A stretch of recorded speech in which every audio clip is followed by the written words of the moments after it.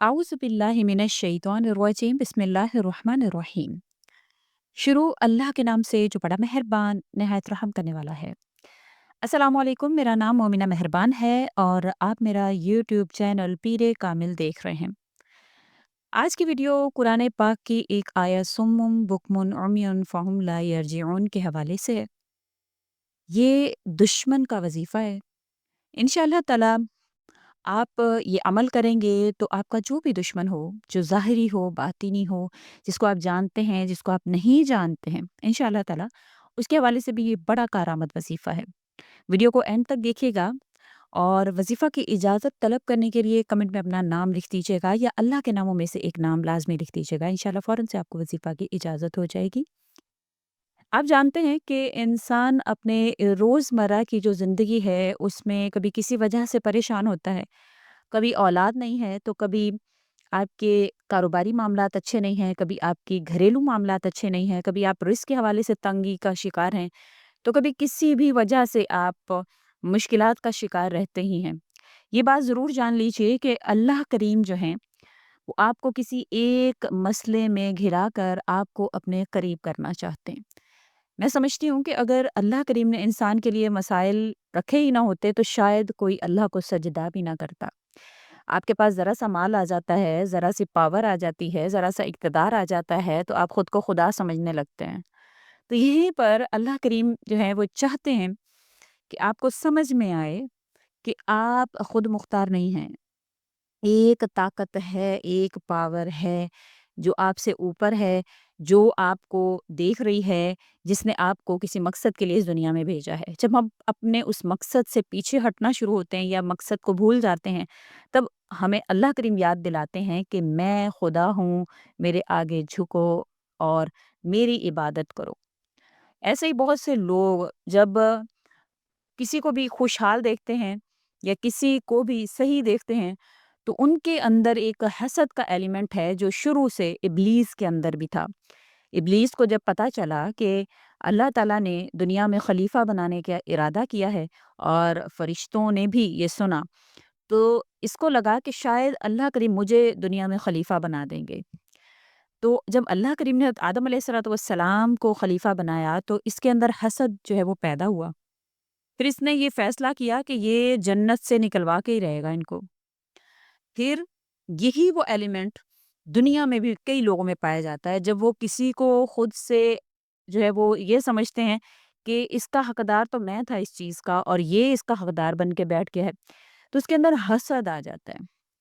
और वो हसद जो है वो ऐसा जो है वो चीज़ है हसद, कि दुनिया में सबसे पहला गुनाह ही हसद था। आप जानते हैं कि हाबील को काबील ने हसद की वजह से कत्ल कर दिया, क्योंकि उसके हिस्सा में वो खूबसूरत लड़की आई जिसको वो पसंद करता था।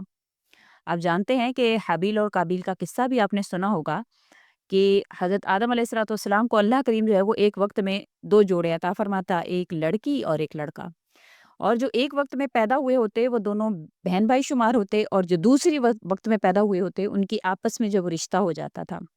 काबिल के साथ जो पैदा हुई वो खूबसूरत थी, लेकिन जो हाबिल के साथ पैदा हुई वो थोड़ी-सी सांवले रंग की या काले कलर की थी। तो काबिल को इस पर एतराज़ हुआ। काबिल ने कहा कि मैं तो इसी से शादी करूँगा जो मेरे साथ पैदा हुई है, और अल्लाह करीम ऐसे कानून अल्लाह ने बनाया, तो अल्लाह ताला जो है वो इस कानून के खिलाफ तो नहीं कर सकते। तो इसी हसद में कि उसके हिस्सा में खूबसूरत लड़की आएगी और मेरे हिस्सा में ये काली-सी आएगी, तो इसमें उसने काबिल ने हाबिल को कत्ल कर दिया। यानी कि हसद ही वो एलिमेंट है जो इंसान के अंदर आता है, जब वो खुद को आला, दूसरे को जो है वो बदतर समझना शुरू कर देता है, तब हसद जो है वो उससे वो सब कुछ करवा देता है जो वो नहीं करना चाहता। इसी तरह हसद जो है वो आपने किसी बहन-भाई को खुशहाल देखकर, उसको अच्छा देखकर आपके अंदर आता है। और फिर उसके बाद आप उसके ऊपर जादू-टूने करवाने लग जाते हैं, या आप कोई ऐसे नुकसान जो उसकी इज़्ज़त के हवाले से हों, उसकी इज़्ज़त पर आप जो है वो कोई ना कोई हर्फ़ लाना शुरू कर देते हैं, उसकी बदनामी करना शुरू कर देते हैं, ऐसी बातें जो उसमें हैं ही नहीं, लोगों में बयान करना शुरू कर देते हैं। ये सब हसद की वजह से है। देखें, अल्लाह करीम ने ही उसको दिया है, अल्लाह आपको भी दे सकते हैं। तो आप बजाय हसद करने के अगर आप खुश होंगे, तो अल्लाह करीम आपको भी वो अता फ़रमाएँगे। देखें, अल्लाह का वादा है उस शख्स के साथ जो दूसरों की खुशी में खुश होता है। अल्लाह करीम फरमाते हैं कि ये खुश है, इसके हिस्से में भी ये लिख दो, जो ये दूसरे की खुशी को देखकर खुश हो रहा है। तो अल्लाह ताला से माँगने में اور دوسروں سے حسد کرنے میں آپ جو ہے وہ ایک تھوڑا سا ہی فاصلہ ہوتا ہے، لیکن آپ اس فاصلے میں ہی یہ پہچانے جاتے ہیں کہ آپ ابلیس کے ساتھی ہیں یا آپ اللہ والے ہیں۔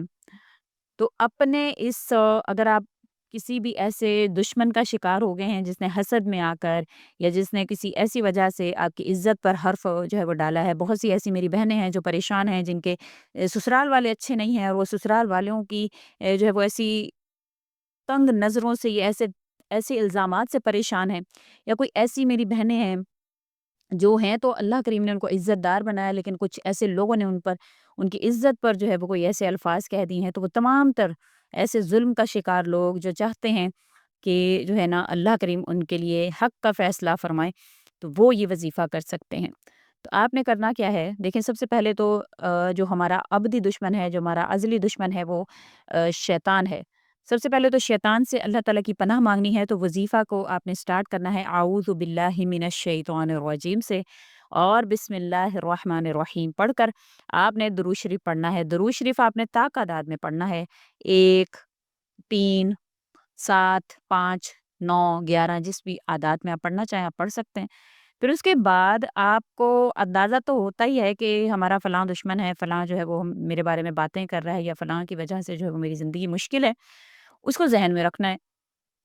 اور اگر آپ کو پتہ نہیں ہے کہ وہ کون ہے، بعض دشمن ایسے ہوتے ہیں جو پوشیدہ ہوتے ہیں، چہرے پر آپ کے منہ پر وہ بہت اچھے میٹھے پیارے بن رہے ہوتے ہیں، لیکن پیٹھ پیچھے وہ آپ کے دشمن ہوتے ہیں، تو ایسے دشمنوں سے بھی انشاءاللہ آپ کو اللہ کریم بچا کر رکھیں گے۔ آپ نے یہ آیت جو کہ صم بکم عمی فہم لا یرجعون ہے، اس کو آپ نے پڑھنا ہے 313 مرتبہ۔ 313 مرتبہ آپ کاؤنٹ کر لیں گے، آپ تسبیح پر کر لیں، آپ جو ہے وہ کاؤنٹر پر کاؤنٹ کر لیں، وہ آپ کی اپنی مرضی ہے۔